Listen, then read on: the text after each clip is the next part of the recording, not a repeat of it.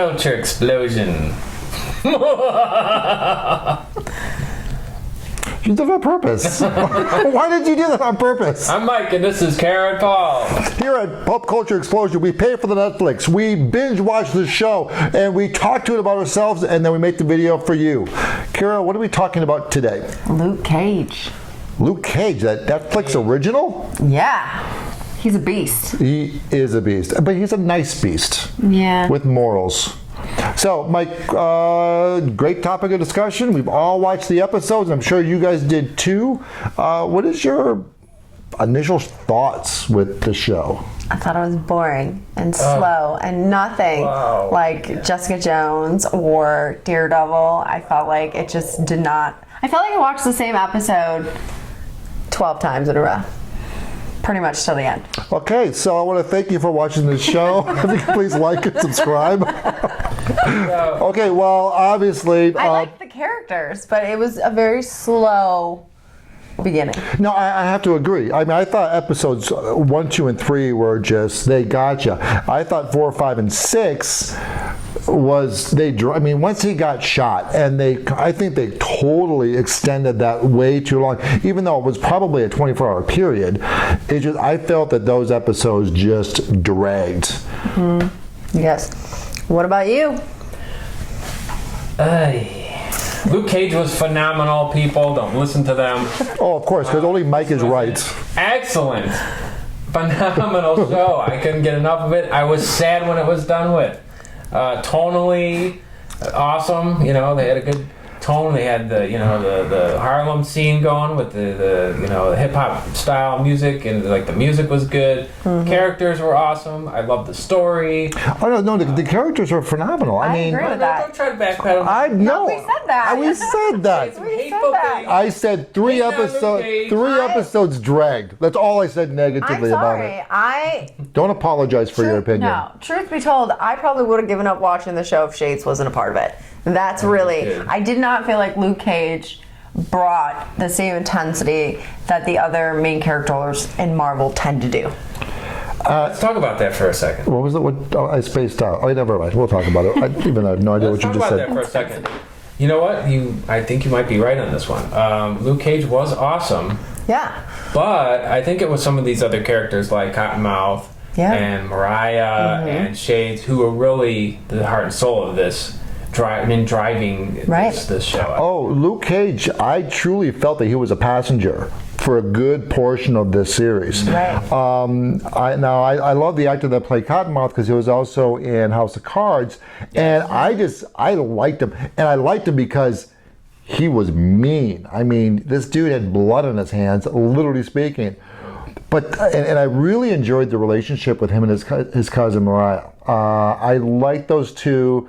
And the thing is, though, when they first introduced the two characters, I knew she was the brains behind this, and she was the one that was gonna. But she's not the brains behind it. Shades is. That's what everybody thinks. No, I agree. Well, let's go a step further. Diamondback. Technically, right. Technically pulling everybody's strings. But I feel like Shades knew exactly where those strings were being pulled because he is the only one out of that group that really survived. Well, and there's no question about that. I mean, like as far as like him really being up there with Diamondback. I mean, even kind of sassing Diamondback. Yes. You know, dare he? Yeah, how dare he talk back to Diamondback? So let's talk about the tone of this show. I definitely saw two different flavors, or two different lifestyles in this show. You had the Harlem Poor. And that's where Luke Cage hung out. That's where Pops hung out, and you had the common folk people, and then you had that, you had the Mariah and Cottonmouth and the elite, and how Luke was jumping between those two worlds. Mm-hmm. Well, and this show also did something that I saw recently. Gotham season 2. Anyone? Yeah, I've watched it. Where it's kind of like mid-season, they shift gears. And like what, when Mariah kills Cottonmouth. How did you not see that coming? He went to her house beforehand and basically whispered in her ear when the beast comes out. I mean, he set her up for yes, this. there was I'm foreshadowing just with saying, that. I was very upset. Because I was upset, too. really I liked liked- the Cottonmouth I did, too. character. And I can't believe that they took him out like mid-season. So soon. But the thing is, though, it was not premeditated. When she killed him, she was desperate. She felt like she had no out, he pissed her off. and she was pissed. So I think Shades making that comment to her was foreshadowing for our benefit. I don't think that her killing Cottonmouth was premeditated at all. Matter of fact, I think she was like, "Holy, what did I just do?" Yeah.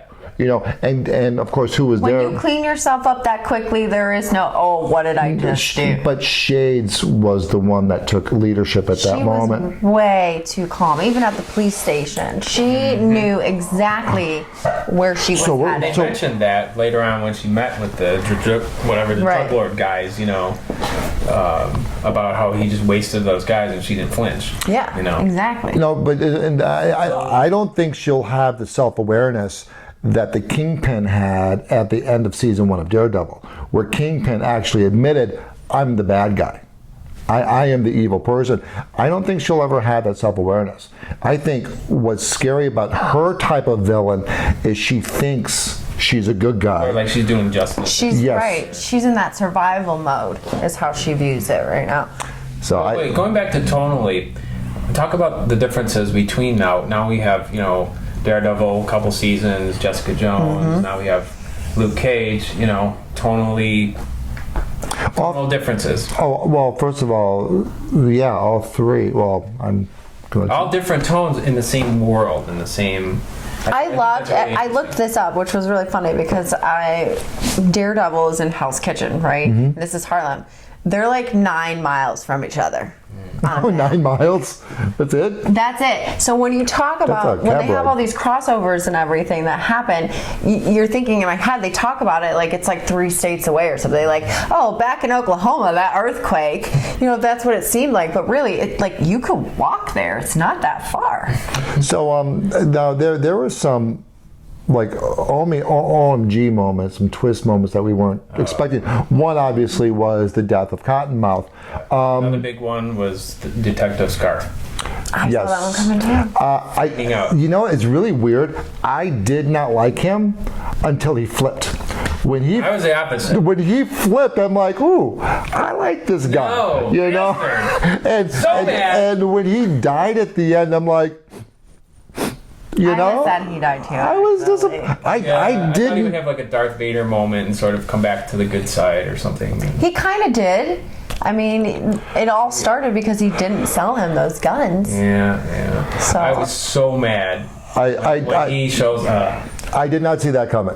Did not see it coming. The other one was the backstory of Luke's brother. Yeah.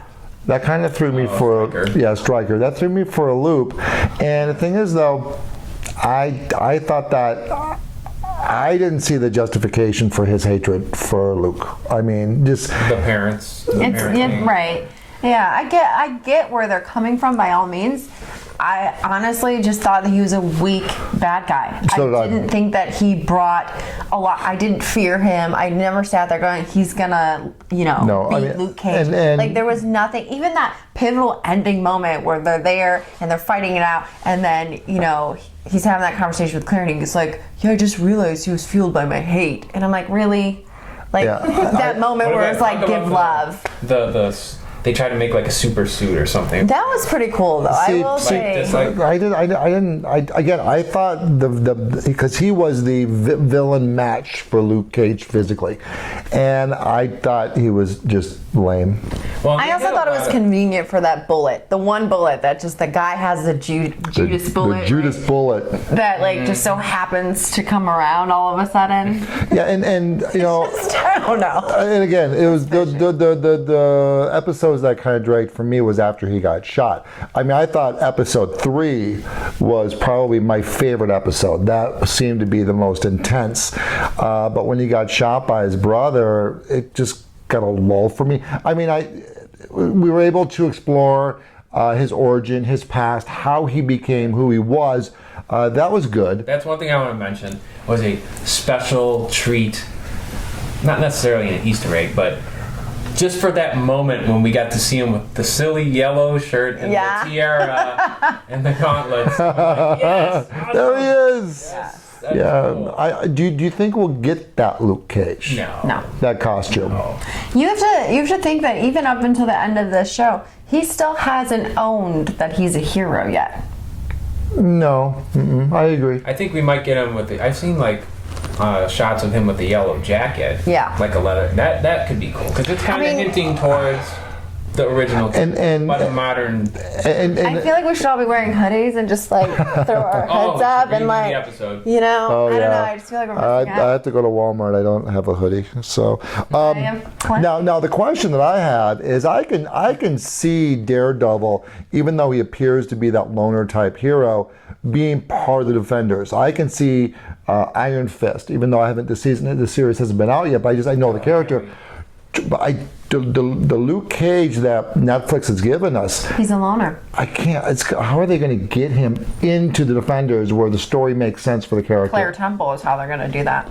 She's repeatedly mentioned, I know a good lawyer. She's going to be the one that wraps them into this other world. Yeah. Now, is the Punisher going to be in Defenders too? I don't know. I know that they're filming The Punisher. Oh, It's in production. that's awesome. I know that we might not see it for a while. I don't think there's a date for it, but man, I'm excited for it. So I don't think we've clarified because there's so differences of opinion here. I think I need to go watch it again. But No. Kara, Mike, Kara, you first. Final thoughts with Luke Cage. It's worth watching, but I would say it's my least favorite out of all of the Marvel episodes I've watched so far. Really? Final thoughts. Luke Cage was awesome. Loved it, start to finish. Sad that it was over. Want more. I enjoyed it, but it wasn't a typical Netflix binge for me where I'm like, okay, I just allocate myself 2 shows.